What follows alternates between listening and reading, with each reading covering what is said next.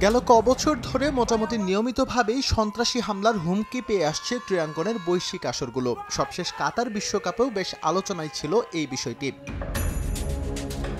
শেষ পর্যন্ত কোনো অনাকাঙ্ক্ষিত ঘটনা না ঘটলেও আবারও ক্রীড়াঙ্গনে আলোচনায় সন্ত্রাসী হামলা। এবার লক্ষ্য করা হয়েছে যুক্তরাষ্ট্র এবং ওয়েস্ট ইন্ডিজে আসন্ন টি-20 বিশ্বকাপ।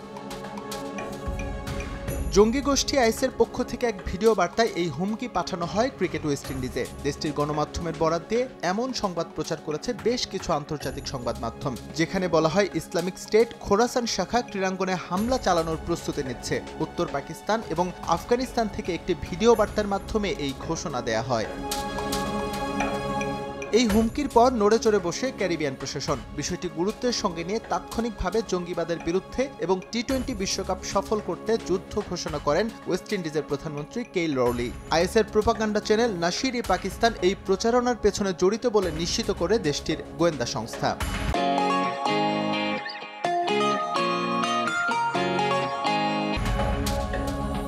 এদিকে সন্ত্রাসী হামলার হুমকি এলেও বিশ্বকাপের সফল আয়োজনের ঘোষণা দিয়েছে ক্রিকেট ওয়েস্ট ইন্ডিজ। ইভেন্টের সঙ্গে সম্পৃক্ত সব স্টেক হোল্ডারদের সর্বোচ্চ নিরাপত্তা নিশ্চিত করা হবে বলে জানান ক্যারিবিয়ান ক্রিকেটের প্রধান নির্বাহী জনি গ্রেভস।